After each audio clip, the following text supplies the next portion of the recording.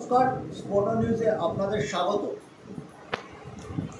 ISL নিয়ে ডামাডোল চলছে, সেই জন্য দল গঠনের কাজে নেমেও একটু ব্রেক বসেছিল ইস্ট বেঙ্গল ক্লাব ইমামি কর্মকর্তাদের পরামর্শ। কিন্তু মোটামুটি এখন দেখা যাচ্ছে যে আইএসএলটা হবে, হয়তো একটু বিলম্বে হবে। সেটা সেপ্টেম্বরের মাঝামাঝি শুরু হওয়ার কথা ছিল, সেটা প্রায় 1.5 মাস পিছিয়ে যেতে পারে, অক্টোবরের লাস্ট উইকে শুরু হতে পারে।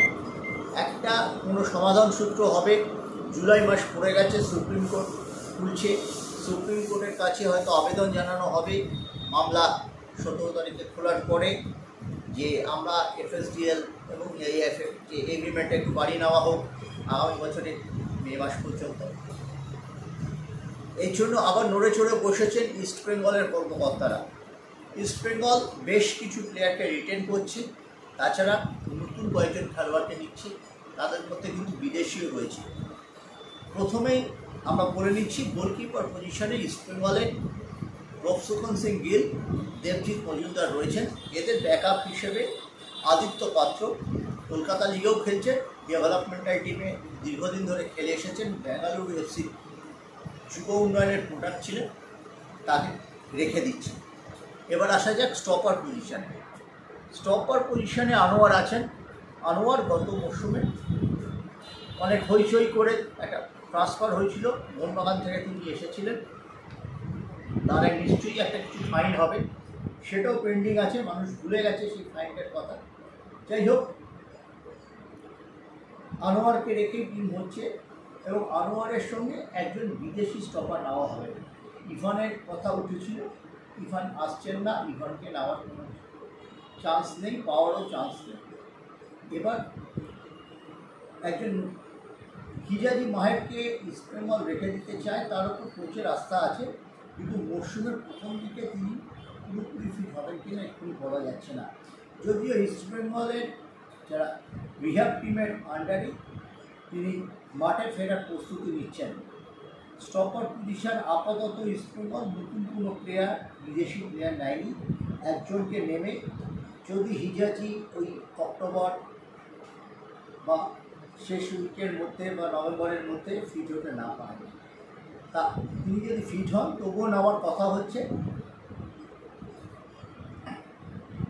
এখানে লুঙ্গাকে স্টপার হিসেবে রাখা হচ্ছে আপাতত, কারণ ভালো সাইড ব্যাক নেওয়ার চেষ্টা করছে ইস্ট বেঙ্গল। ইস্ট বেঙ্গল রাকিবকে রেখে দিচ্ছে। ইস্ট বেঙ্গলের সঙ্গে আশুতোষ মেহতার কথাবার্তা অনেক দূর এগিয়ে গেছে।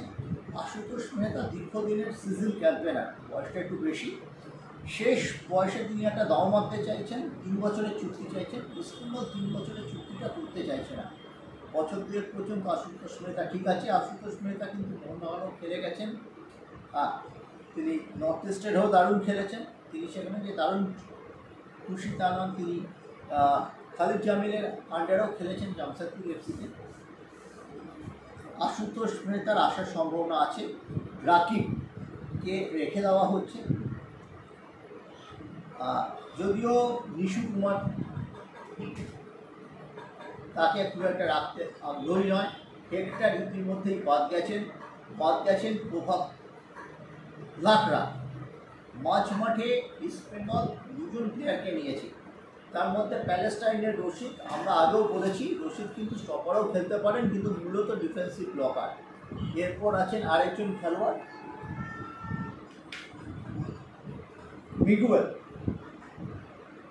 মিগুয়েল মোটামুটি ভালোই খেলেছিলেন বসুন্ধরার হয়ে।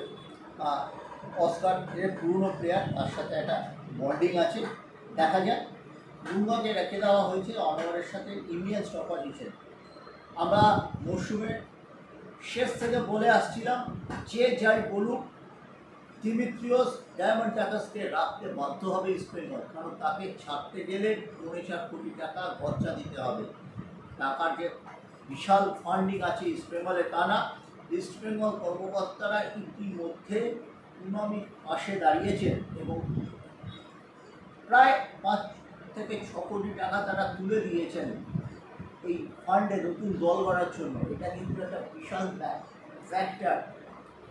আমরা দেখেছি ইনভেস্টার হিসেবে ইস্টবেঙ্গল ক্লাবের সাবেক ভক্তরা কাজ করছেন, সেই জন্যই দলের প্রতি তাদের কিছুটা নিয়ন্ত্রণ আছে, সেই জন্যই ট্রফি ইস্টবেঙ্গল ক্লাব জিততে সরাসরি আসে।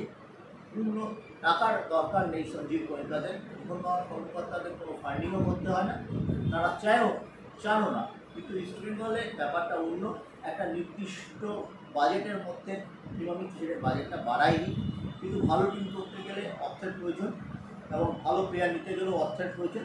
ইস্টবেঙ্গল কর্মকর্তারা কিন্তু খুব অঙ্কুশে এবার চলছেন এবং আমরা দেখতে পাচ্ছি দেবব্রত সরকার নিজেই জানিয়েছেন ভালো টিমই খেলবে, ভালো মানের দলে ডুরান্ডে খেলতে নামবে, কিন্তু অস্কার কবে আসবেন বা বিদেশি হিসেবে কারা আসবেন, প্রথমেই এই রশিদ মিগুয়েল আসবেন কি না, তাদের পুরো পেমেন্টের ব্যাপার আছে, নাকি ডায়মন্ড আকাশ আগে চলে আসবেন, প্রথম থেকে খেলবেন, একটা স্ট্রাইকারের তো দরকার আছে।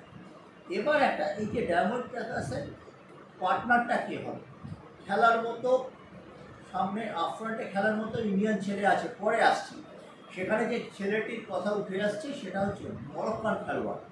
মরক্কান খেলোয়াড়ের নাম হামিদ আহমদ, তার উচ্চতা 1.78 মিটার, 31 বছর বয়স হয়ে গেছে।